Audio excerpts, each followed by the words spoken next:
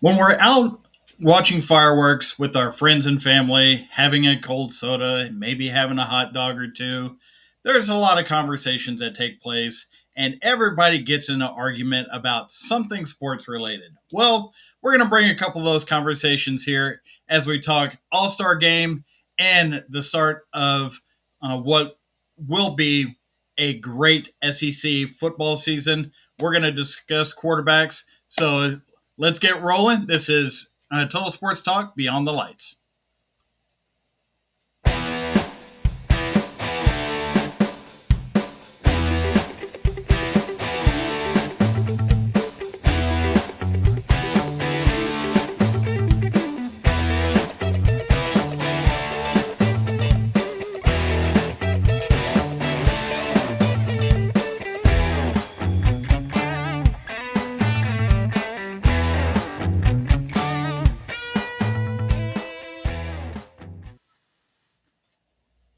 Welcome, everybody. We hope you had a great holiday on the 4th of July and saw plenty of fireworks and friends and food. Just the whole kin caboodle that screams America. Well, here tonight we have myself. I am your host, Ed Smith, and with me tonight is David Street. What's up, everybody? And by the way, we are now 6 subscribers away from a major milestone 100 subscribers. So we are almost there. I remember thinking that it was going to take forever to reach just 40 or 50 subscribers, but we are just 6 subscribers away from 100 subscribers on YouTube. So if you haven't yet, please hit that subscribe button. Tell your friends, tell your family members, tell everybody you know. We are almost there. This is a major milestone for us, and only you can help us get us there. And Matthew is really hoping to be able to get off of that street corner handing out flyers. Um, so part of the argument that everybody seems to have going into the summertime, and we get the All Star game, there is a fan vote that is tallied up for the starters of the All Star game, and just wanted to run through some of these players here. And David, just get uh, your opinion on who you think was the proper choice, and if you have somebody that you might step in their place. Sure. At catcher, we've got Adley Rutschman. I don't think there's going to be any concern with having him be the starter. I think the fans definitely got that right. Vladimir Guerrero at first. There's there's a little bit of name associated with that, in my opinion. But he has certainly carried a big stick this year. That's for sure. He is up to almost 300 with a OPS of 831. So that's definitely a good enough number to be highlighted in this contest. Jose Altuve for the Stros. I'm never going to argue against that. So I'm waiting on David to give me somebody from Tampa that needs to be in his place. Any concern with him being there? No, not particularly. Okay, then I think we get to where the conversation will start on this, and that's Gunnar Henderson for the Orioles, and not so much that he is a player that doesn't deserve the honor of being the starter, but there's a logjam at that position that I think we're going to have some conversations about who could be in his place. So uh, we'll get back to him in just a minute. Going around the horn, we're at third base. We have Jose Ramirez from the Guardians. For DH, we've got Jordan Alvarez, the big tank, left-handed tank hitter for the Astros. Aaron Judge, who is on one of the most historic months that baseball has ever seen. Juan Soto, who has been just a fantastic table setter for Aaron Judge. And Stephen Kwan. Who's Stephen Kwan, you ask? He is actually the leader in batting average in the major leagues right now. So at this point, David, I turn it to you. Who do you think got snubbed? Well, before I get there, Ed, looking at this list of players, I think this is a very solid list. I mean, it's hard for me to complain about all, or at least most of the guys there. It's interesting your brief hesitation about about Gunnar Henderson. I know you didn't outright say Gunnar Henderson doesn't deserve to be there, but to me, at least if you're just looking at it from a pure statistical standpoint, I don't have an issue with Gunnar Henderson being there at all. I mean, I think he has a case as the best player in the American League right now. And I think if the season ended right now, he would probably win MVP because he's the best player on the Orioles. And the Orioles, I think, have the best record in the American League. Maybe all of MLB, but I know they at least have. I'm pretty sure they have the best record in the American League at least. But every year there's always a snub or two.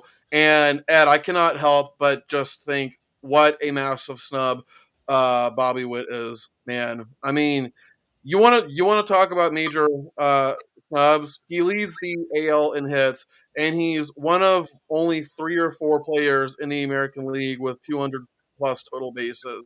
I mean, it doesn't get more snub than that. Yeah, and one thing that I will point to in Gunnar Henderson's case on this is he actually leads the American League in wins above replacement, or the WAR stat, which I know, David, you've said on this show is kind of the it's the catch-all stat that baseball nerds love to recite. And I'm going to say I don't disagree with that line. Gunnar Henderson has a 6.2 WAR right now, which is even above Aaron Judge. So, despite the last 6 weeks being on a historic pace with the bat, Aaron Judge still has not eclipsed Gunnar Henderson for the best player or the most wins above replacement player in the American League right now. So that's got to tell you something. It is a matter of not only Gunnar Henderson's stats, which are are right in line at 288 average and 978 OPS, but his defense at shortstop, which the Orioles know all about what a good shortstop looks like, being the legacy of Cal Ripken Jr., he certainly deserves to be there. I agree with you that Bobby Witt Jr. is definitely going to wind up on the replacements on the uh, to fill out the rest of the roster. But I agree that there is a case to be made between the two. Being that the fan vote is a popularity vote, and you're going to get a lot more votes out of Baltimore than you are out of Kansas City, I see no issue with this being the case uh, for Bobby Witt not making into the starting lineup for that. Uh, Another couple of players I wanted to point out: Carlos Correa. He's right up there in wins above replacement at short as well for the Twins, being at 3.2. It's about half of what Gunnar Henderson's sitting at, but he is a phenomenal player with a great stat line, and he's carrying that Minnesota ball club, trying to get it up to where the Guardians are sitting, and they are going to have to continue to rely on him if they expect to make any run at making the postseason. Yeah, definitely.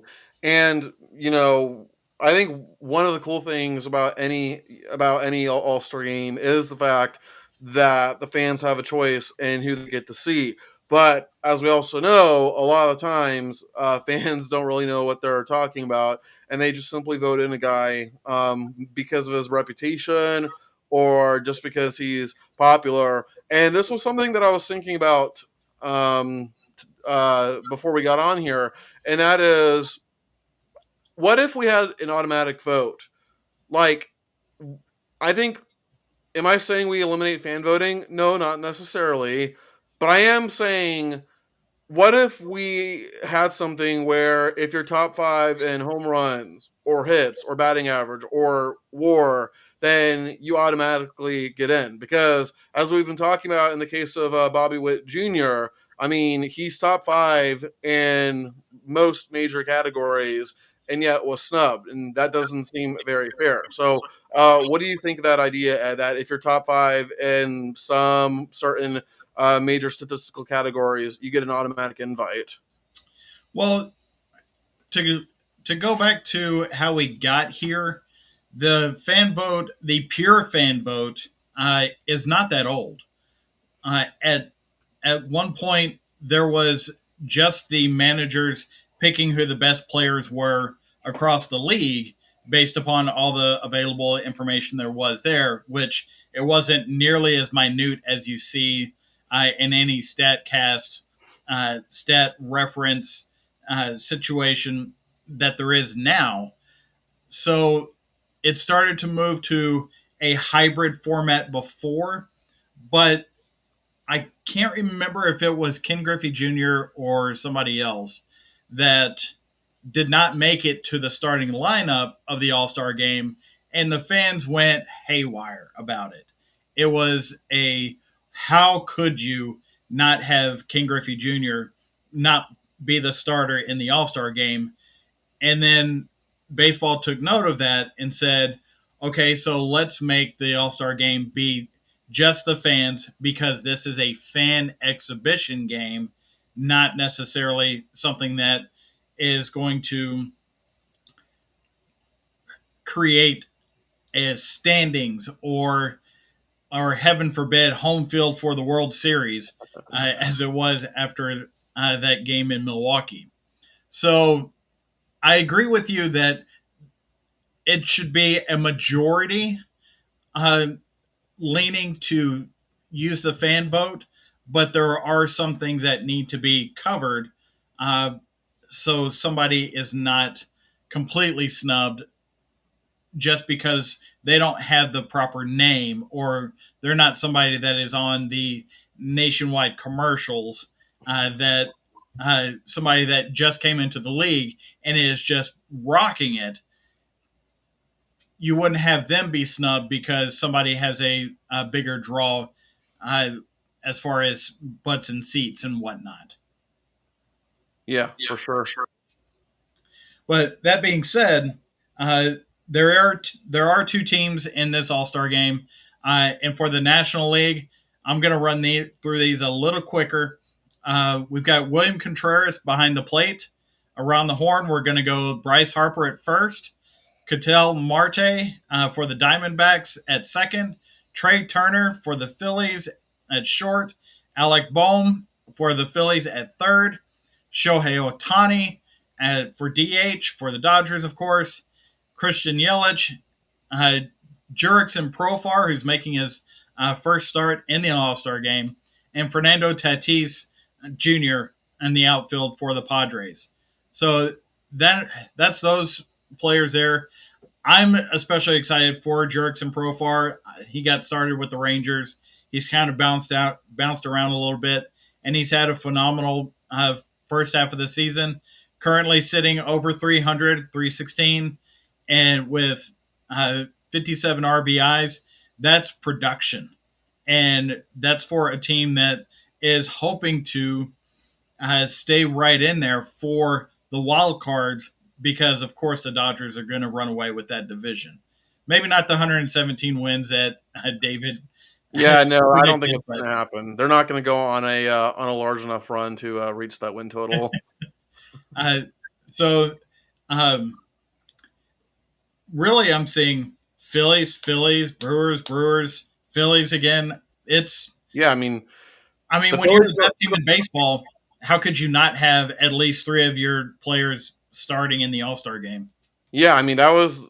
I mean, as far as the National League team goes, and that was the first thing that stuck out to me is that the Phillies are well represented. And yeah, when you're the best team in baseball, you are going to get represented, or you should get represented better than all the other teams out there. And another thing that kind of stuck out to me, Ed, and admittedly, I'm not the biggest MLB watcher. I mean, I like the MLB, and the Rays are obviously my team, but I'm not as big into Major League Baseball as I am the National Football League, NHL, NBA. So like Major League Baseball, While I do enjoy it, it's probably on the bottom for professional leagues for me in America.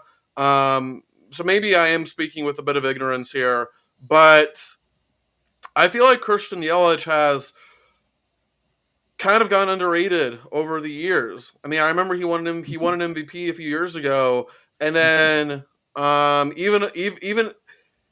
even as I say this as someone who's not that big into Major League Baseball, not as much as the other leagues as I've been saying. Of course, there's the usual names I would know about, like Aaron Judge or Jose Altuve, or I'll throw JD Martinez in there. So it's not like I've been completely out of the loop, but am I in the ballpark here? Pun not intended. Pun not intended.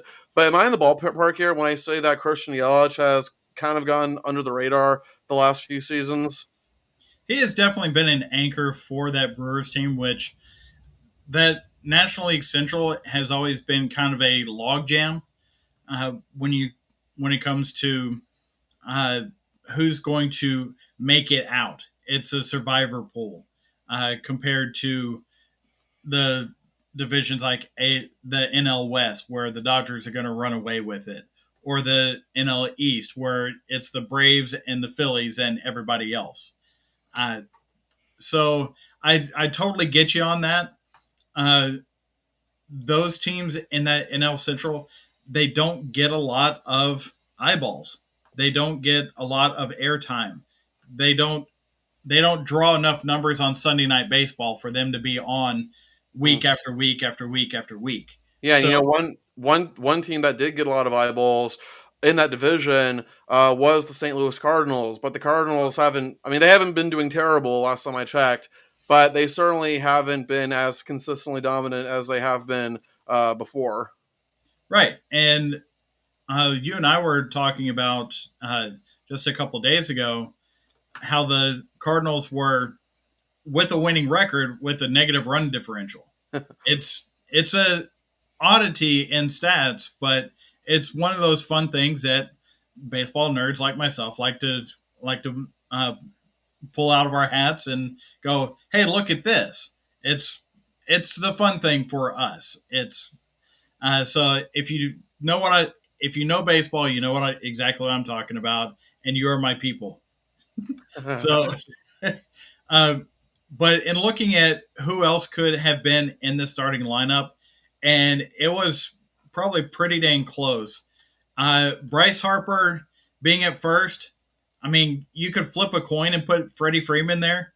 It's it's very easy to do that because they are both such integral parts of the lineups that they're in that I don't think either one of those teams would be where they are right now without them there. And they're certainly proven their worth. If you're going to compare Freddie Freeman's WAR to Bryce Harper's, Harper's at 3.7, Freeman's at 3.4. So it's splitting hairs at this point. The fans, because you get more engagement in the Northeast with baseball, I can certainly see why Bryce Harper got more votes for that. Um, Shohei Otani as DH,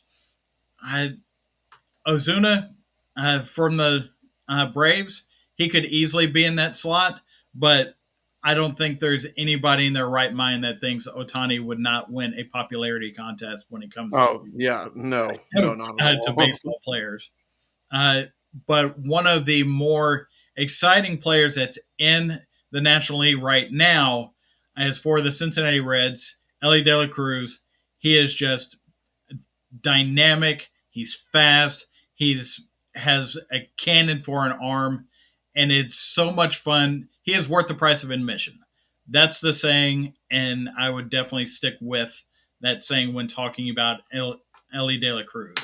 There are a couple other players with high WAR that could be considered, like Mason Wynn, C.J. Abrams, Matt Chapman.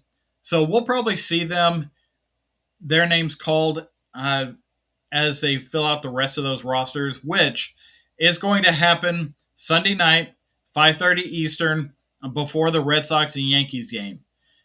Uh, they're going to announce their pitchers, they're going to announce the reserves, and any replacements from the opt outs or injuries that have taken place that would keep somebody from participating in this game. But to kind of jump around a little bit, uh, David, do you think the All Star game is more of an honor at this point, or is this a highlight of the summer schedule?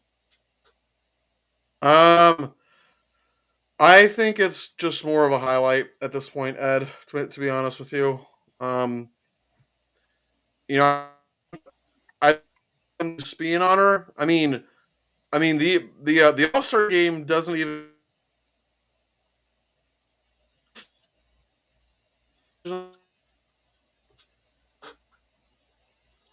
Well, the All Star game, I certainly feel is a honor.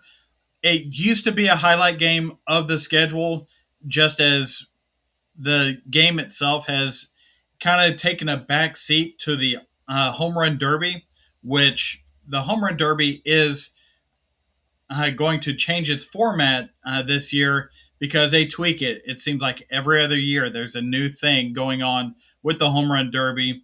And to line out the format for this year as compared to how it was last year, in the first round, all players, it's pool play. So nobody's going to get ranked by where they are going into uh, the home run derby. So it's not a 1 through 8 system.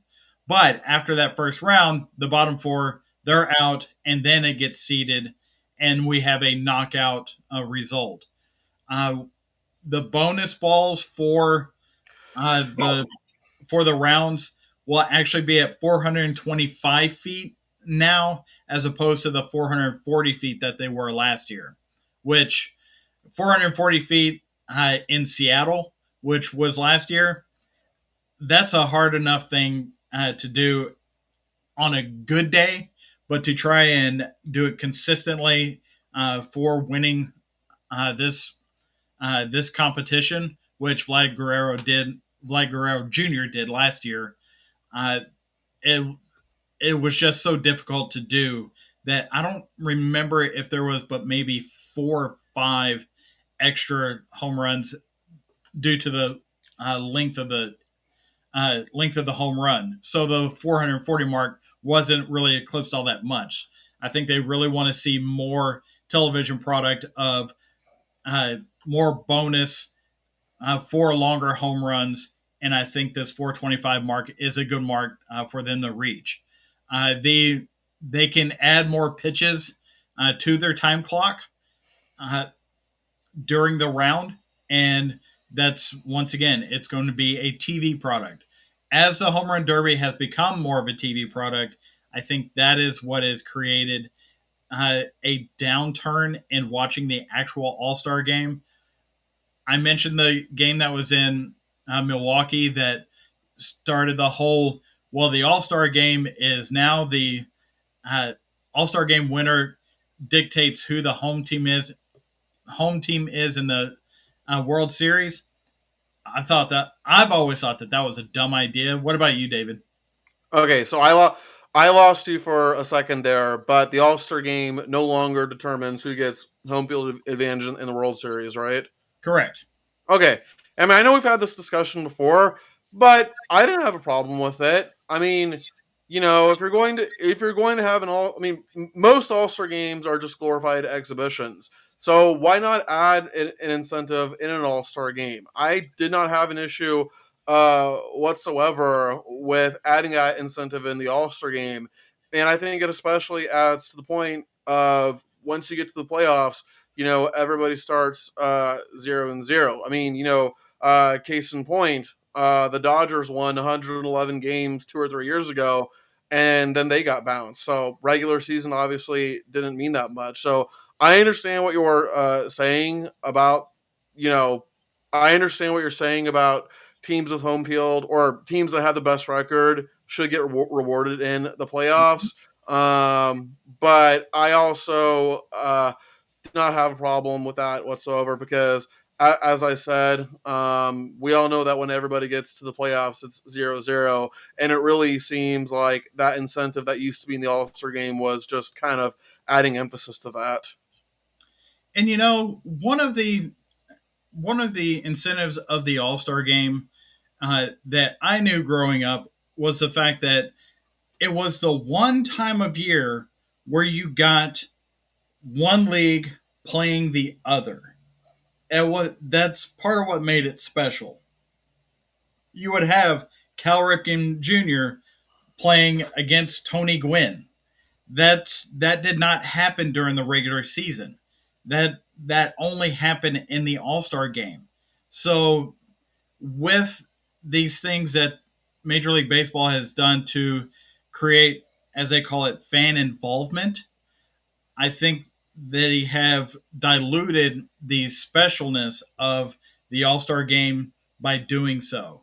The elimination of the different league rules, because say the All Star game was going to be in San Diego, the pitcher would have to hit in the All Star game, or the uh, the All Star game was being played in Minnesota.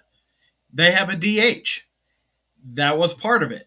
The home field dictated what the rules were, and that's part of what I used to love about the MLB was the difference in play style between American League and National League. And now that we're in this interleague, everybody has a DH world, I think that it is taking away the specialness of what the intricacies of the All Star game were.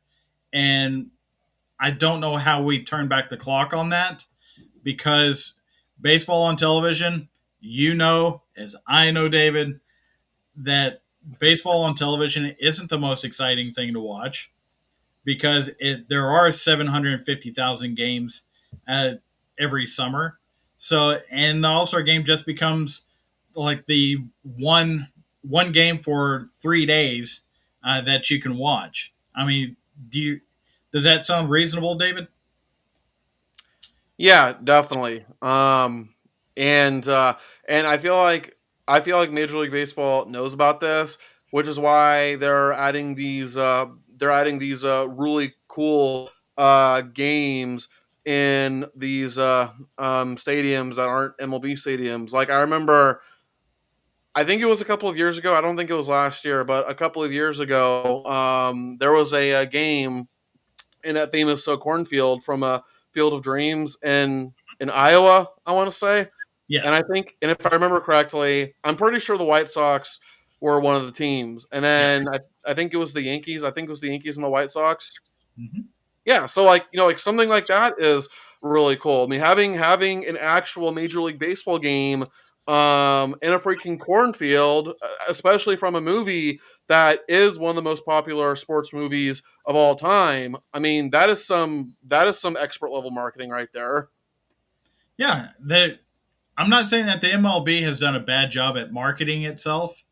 I'm just saying that the old man in me, the get off my lawn section of being an old man, uh, kind of goes back to I remember when, and I think it has created this dynamic where the All Star game does not have that intricate feel to it that it used to. And let's be honest, baseball itself does not have uh, the greatest reputation for being exciting on television. And All Star games have become just cheap cheap versions of the actual game itself, which you and I have talked about on several occasions, whether it be the NBA, whether it be the NFL skills competition, or here we are with the MLB All Star Game. So that's just kind of where that sits for me. But getting past that, what's really sitting well for me and what I am looking forward to is we are getting closer and closer and closer to football season.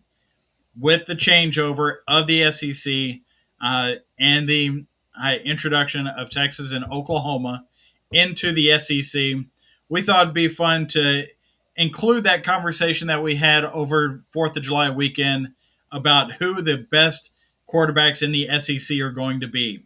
I know in my part of the country, all the way down to where David is, and pretty much up into almost the middle of the Mid Atlantic, this same conversation is being had. Yeah. So I got a feeling. I got a feeling that we're going to have a lot of disagreements for the first half of the QB list, but I think the bottom half will be a lot more solid. So fair enough, fair yeah, enough. Well, let's get down to it.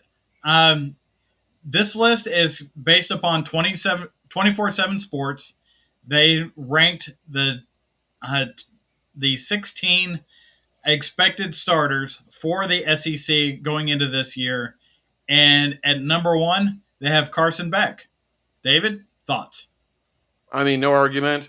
I've got Carson Beck at number one on my list. He's probably going to be the number one guy picked in 2025. So yeah, I got no debate. I got no argument against that. And I don't either, actually. Do you I do you do you have your own personal list of quarterbacks?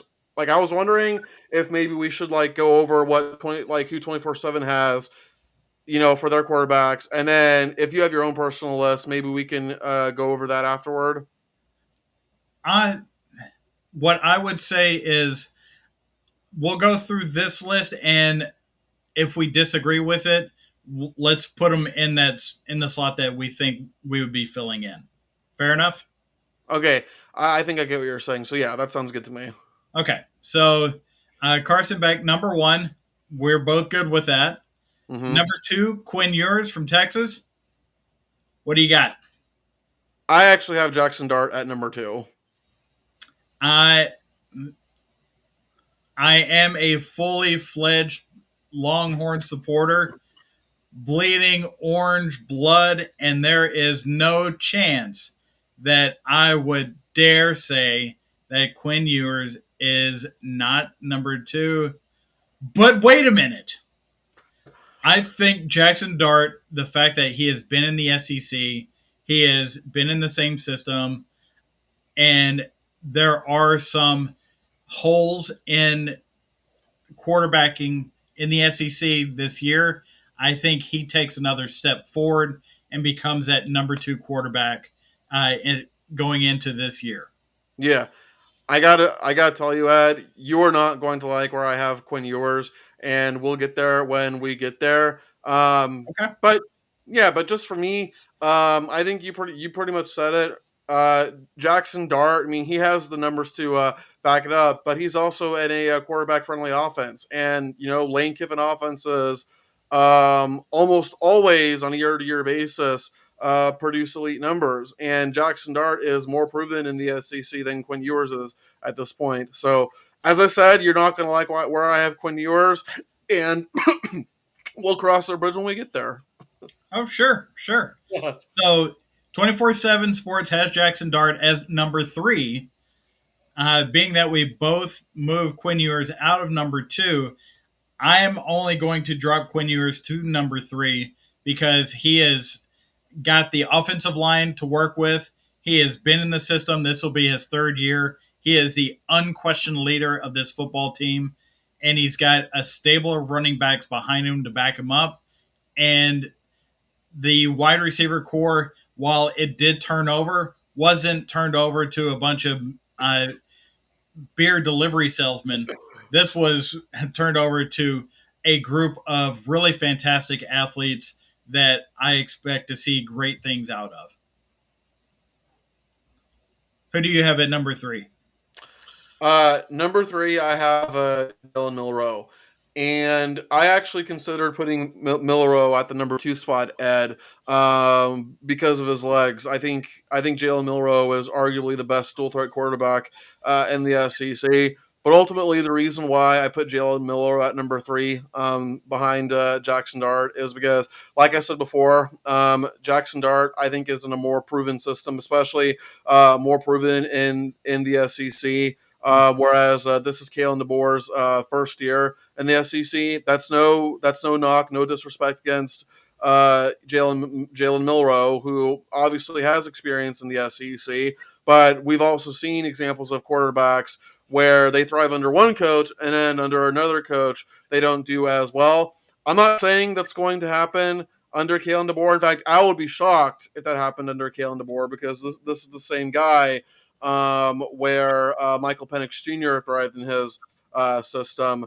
But I think Jackson Dart is in a little more proven system in the SEC than Jalen Milroe is. But Jalen Milroe is still a fantastic quarterback and still good enough to at least be top three.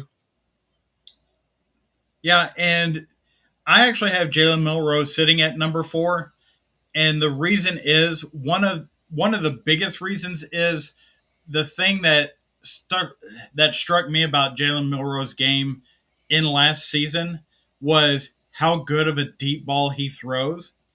And Kalen DeBoer, coming off of Michael Penix Jr., that was known for a good deep ball, he's just got to get Jalen Monroe to be just a little bit more accurate, and it's going to open up so many things.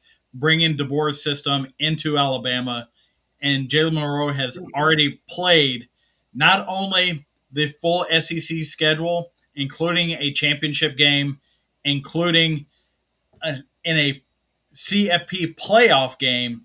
That type of experience he can take into this season, and I definitely think that number 4 is a great solid spot for him because of the experience. His tools, natural tools, fit Kalen DeBoer's system, and he learned last year how to handle carrying a team on his shoulders offensively, and he's just going to get better as that goes along. Yeah, that's very fair. So, who would you have at number 4? So number four, not Quinn Ewers. You're gonna hate me, Ed, but I have Brady Cook at number four. I Okay. just yeah. Yeah, I just think all the quarterbacks that we've listed so far, Ed, were the best quarterbacks in the SEC last year, and I see no reason to move them down, especially for a guy who hasn't even played in the SEC. Still a good quarterback, very very good quarterback, but hasn't played in the SEC. Well, you're also talking about a quarterback that uh, played at an SEC stadium, won, uh, is has a history with another now SEC team in OU, and played in a playoff game last year. The only other SEC quarterback to do that last year was Jalen Milroe, and I had him at 4. So you bringing Brady Cook up to 4, I I can certainly understand that. He was certainly solid and able to carry his team to a surprising win total. I think we were all surprised going into last year, you know, having Mizzou be that close to Mm-hmm. getting into the SEC title game. Yeah. So Brady Cook, I would have him at 5. Uh, there's a lot of similarity to me and this list by 24/7 Sports. The only swap that I have right now is having Jackson Dart at number 2 and Quinn Ewers at number 3. But Brady Cook, he threw for over 3,000 yards last year, and still had 300 yards rushing. 21-6. That's a great split for uh, touchdowns to interceptions in the SEC, especially being in what was the Eastern Division, even though they're 2,500 miles west of, of every other Eastern team. But I digress. There are no divisions this year. Brady Cook, I've got him at number 5. I don't see any reason why he would not be above anybody else that was not the full time starter last year uh, going into this year. Okay, so just to recap, so far, so 24/7 Sports, top four quarterbacks right now. Again, this is from 24/7. Quinn Ewers out of Texas, Jackson Dart out of Ole Miss, Jalen Milroe out of Alabama, and Brady Cook out of Missouri. And so my personal top four are Carson Beck, Jackson Dart, Jalen Milroe, Brady Cook. Now at number five, 24/7 Sports has Nico Iamalieva. I think that's how you pronounce it. Uh, Number six. yeah, you have him at six.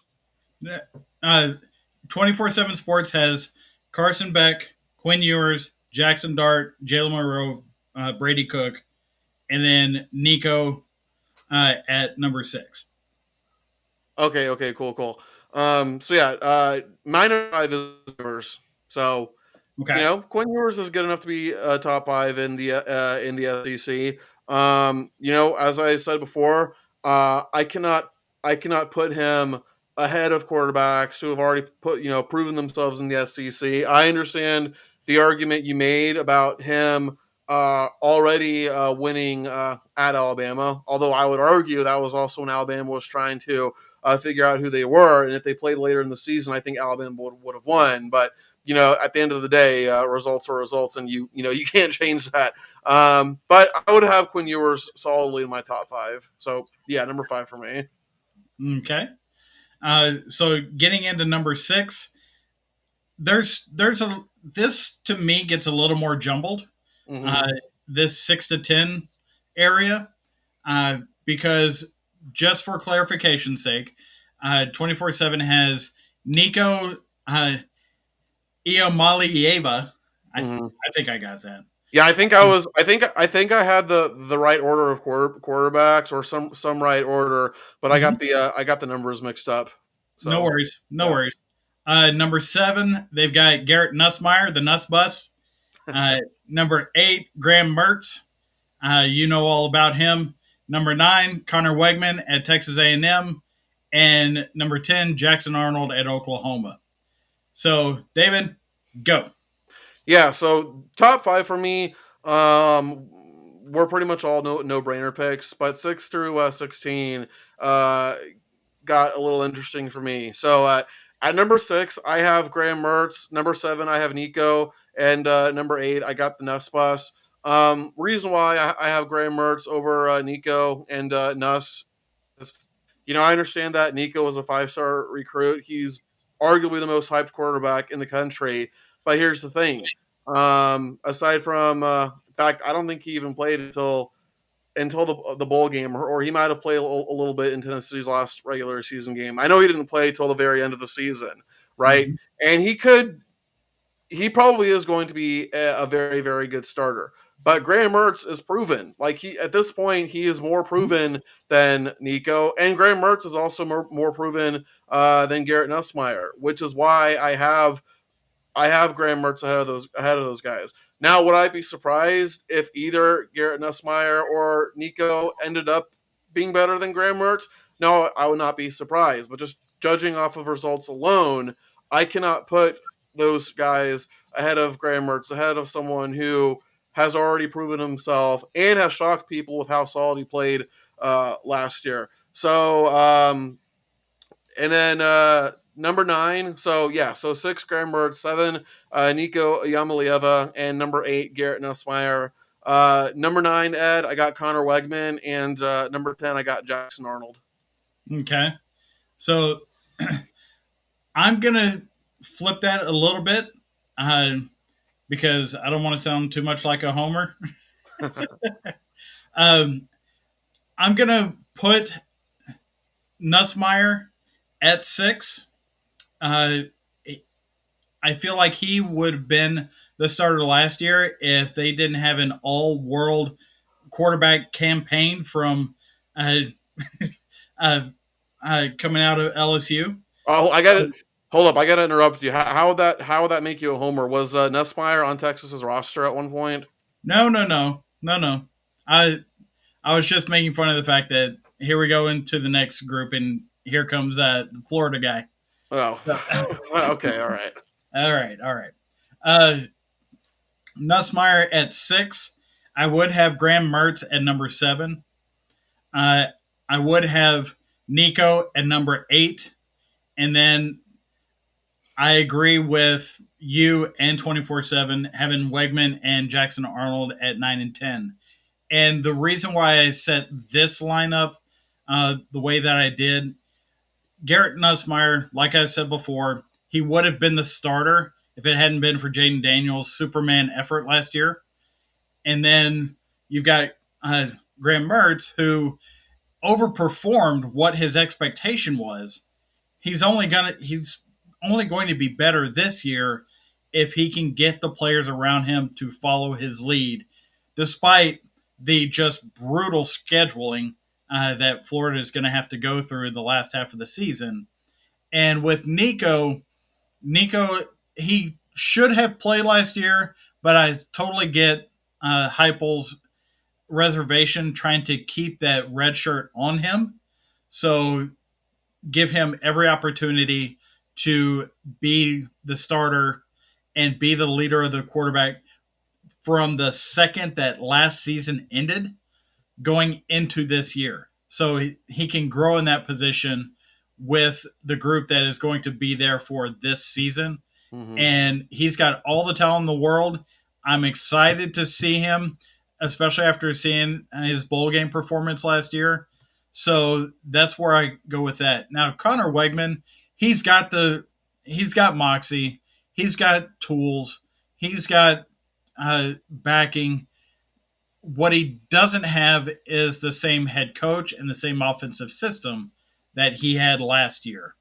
So that makes a difference when you're talking about trying to up a player's profile year to year, especially in a league like the SEC, where Hmm. it's so fine, fine hair split between players, between quarterbacks, especially. Yeah. And then Jackson Arnold, he's got all the talent in the world. He's got uh, all the instincts. He may not have the best arm I've ever seen, but he's got all the instincts. He's got moxie. He's going to be in the same system that he was in last year, uh, but he's not in the same conference he was in last year. Yeah. So that's the only question mark I have for him. He did step in towards the end of the season last year when Oklahoma realized that they weren't going to win the Big 12 championship. So he got more playing time and performed admirably, especially in the BYU game where he was just kind of thrown into it. Yeah. So that's why I've got him at 10 before we get to the bottom five, which there is a player that was in the SEC last year that we still haven't said, and I'm sure there's going to be some questions as to where has this name been. But David, Well, you were going to make a point. I mean, yeah. Well, before we get there, part of the reason why I hesitate to put Garrett Nussmeier uh, in front of Graham Mertz, and I actually talked about this with Shelton when I had him on the show last week. So I'm kind of repeating the same points here. But LSU, at least recently, doesn't exactly have a history of consistent quarterback success. Whereas they're not like Alabama or Ohio State where year in and year in, no matter who they have behind center, they're always going to produce very solid quarterback numbers. I mean, LSU, at least until as recently as 2019, LSU wasn't exactly known for having solid quarterback play. I mean, even when they won the championship in 2007, and then they made it to the championship game 4 years later. I mean, they certainly didn't make it because of their quarterback play. 2019 was at least the first time in my lifetime that I actually saw excellent quarterback play. But then after Joe Burrow had left, then he didn't really get that solid quarterback play again until Jaden Daniels came along. So it's because of LSU not really having that history of quarterback success. That's why I hesitate to put Garrett Nussmeier ahead of Graham Mertz.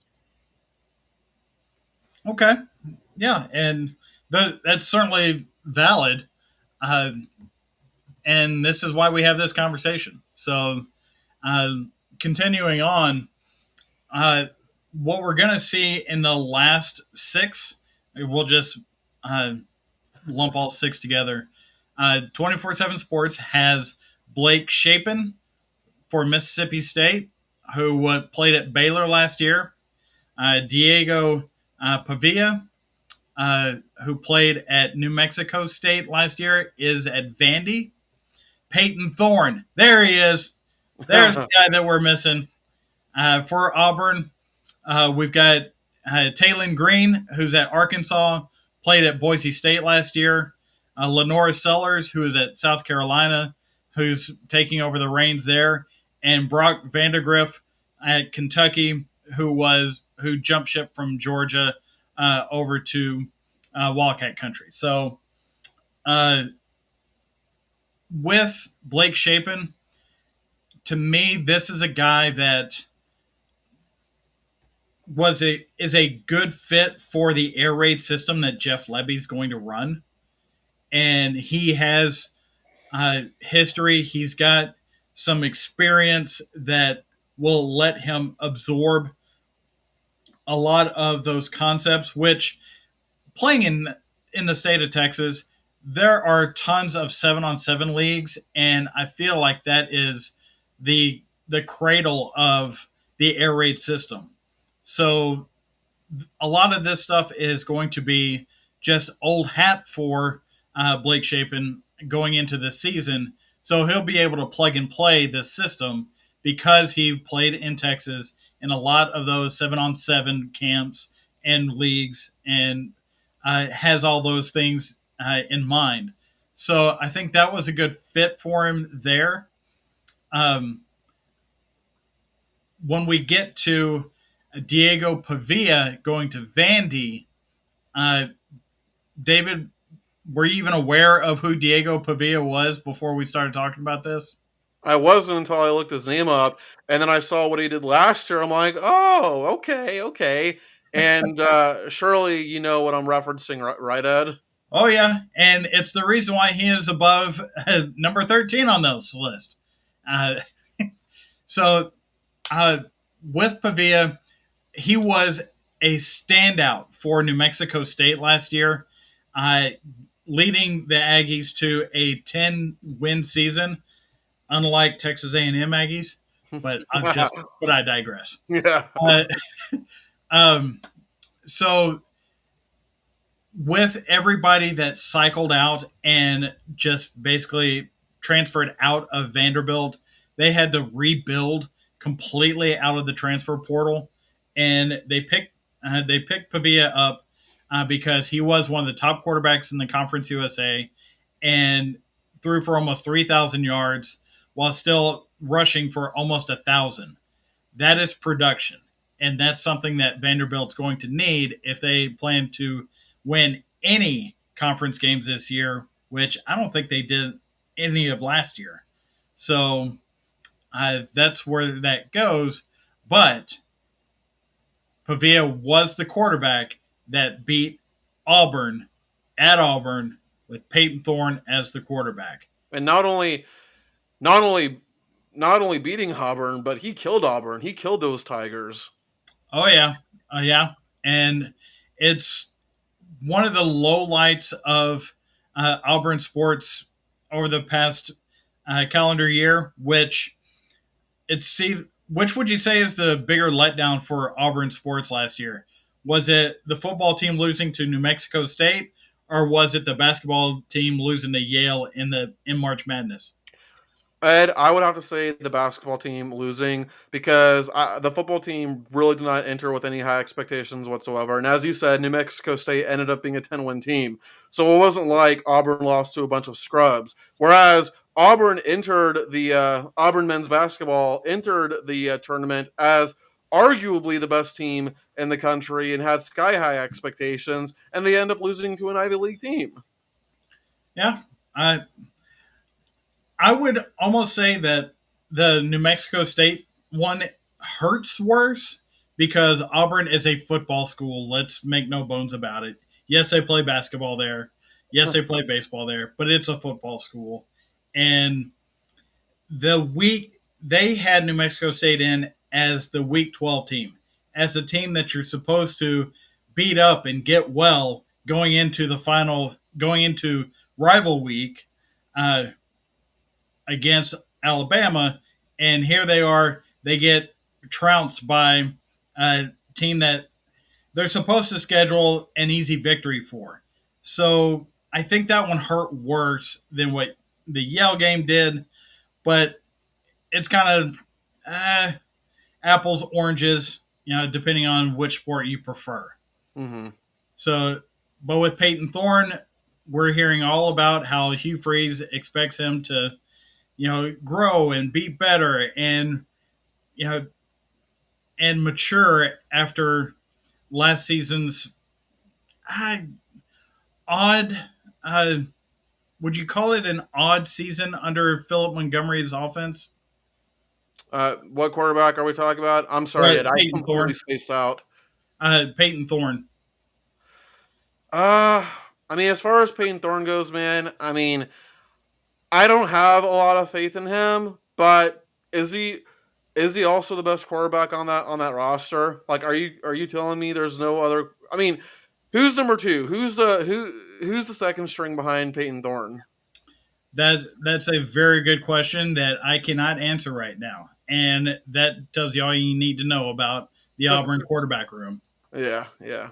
I mean, I don't know, man. Like, I think Peyton Thorne had like one decent season at Michigan State, but other than that, man, he has not proven himself to be a trustworthy quarterback at this point. But if he is the best that Auburn has to offer, then yikes. Yeah, I agree. From there, we go to Taylon Green at Arkansas, who's going to be the recipient of Bobby Petrino's offense, headed back to Fayetteville, Mm-hmm. and he did decently at Boise State last year. So he's a transfer in from the Northwest. You have Lenora Sellers, uh, who was there last year. There is some optimism in the post Spencer Rattler era, Mm-hmm. but Spencer Rattler carried that team, and unless Sellers can take up that backpack, I don't know if I don't know how well he's going to actually do. And when we get down to Brock Vandergriff at Kentucky being the last on this list, he is somebody that jumped ship from Georgia because he knew he was never going to play. So why not go find an opportunity? And Kentucky was willing to say, you know what, he got recruited by Georgia. He's probably pretty good. We'll probably get him an opportunity, Yeah. and we'll just see how that rolls. Um, and do you have any issues with that last half of the rankings there? No, I mean, I think you noticed in the bottom half, pretty much the only thing where I differed from 24/7 Sports was Lavia over is it Lavia or Pavia. excuse me, Pavia. My mistake. I have Pavia over 8-bit, but that's pretty much the only disagreement with 24/7 that I have there. And then Ed, let me ask you this. I mean, it's kind of random, but it's also relevant to what we're talking about because you mentioned him by name, Bobby Petrino. Um, do you think that Sam Pittman has like a fear inside him that he's going to get replaced? Because let me tell you, if I was in Sam Pittman's shoes, and now, I mean, yes, Sam Pittman was the one who brought him on, right? Yeah. But even so, like that was an obvious desperation move on Sam Pittman's part. And even aside from the fact that Pittman was the one who brought him on, if I was in Pittman's shoes and I have a guy who's an assistant, not only is he an assistant, but he's a former head coach, and he's by far the best coach this program has had in this century. I mean, I'd be pretty nervous, wouldn't you? I think that Sam Pittman believes he's going to get fired no matter what he does. So this is an opportunity for him to actually name his replacement before he leaves the house, because I don't see a way for Arkansas to win enough games for Sam Pittman to keep his job. So if Bobby Petrino's already there and he's already proven to be a success at Arkansas. Why wouldn't they give him the opportunity, especially if Petrino shows not only remorse for what happened that got him kicked out of Fayetteville the first time, and that he's cleaned his act up, and he is just purely about football, not about the random fun things that got him in trouble last time. Yeah, yeah, for sure. And then as far as the transfers go, I mean, are we both in agreement here that Pavia is the best transfer quarterback? I think he's going to be the best transfer quarterback, but I think it's going to be a tougher road to hoe for him going to Vandy versus Blake Shapen going to Mississippi State. Fair. As far as Taylon Green and Vandergrift, we'll see. That's that's about all I got for those guys. It's we'll see. I don't really have a whole lot to add to that part of the conversation. But one thing that I would like to touch on, if we could, is we did get some sad news in the world of sports today with the uh, death of Kyrie Jackson, who was the fourth round pick of the Minnesota Vikings as cornerback out of Oregon. And David, you had some thoughts on this? I do. And the only thing I gotta do real quick is I forgot the name of the guy that I'm going to roast the hell out of. So yeah. From what I know and what little information that I've been able to see on it, Kyrie Jackson was in an automobile accident with two of his high school teammates back back in his hometown. There may have been speeding. There may have been some under the influence things happening, but David, you have more information on that? Well, from my understanding, I think Kyrie Jackson was in the passenger seat, or I don't think he was driving. At least that's what I gathered. But yeah, it's always sad when a young man. It's sad when anybody dies, really. And, but especially for a young man who had immense potential. And for someone that young to get taken away like that is just, I mean, my prayers go out to the Jackson family and anybody who was close and personal with him. But sadly, Ed, some people don't feel that way. Now, there's this piece of shit on Twitter and TikTok, but I don't go on TikTok because that place is a wasteland.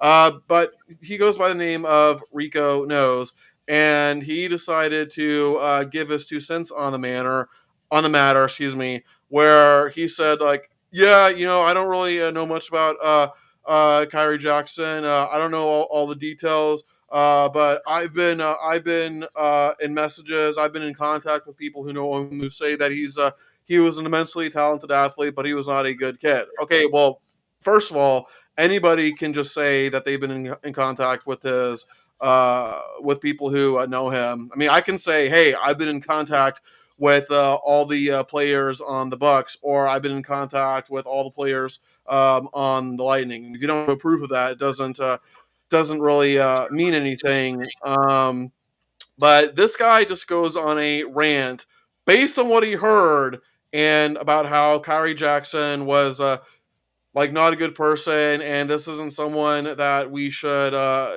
this isn't someone that we should look up to, and essentially blaming Kyrie Jackson for the accident that he got in, which again, if Kyrie Jackson wasn't driving, that's complete horseshit, because how are you going to blame someone when they weren't even the one driving?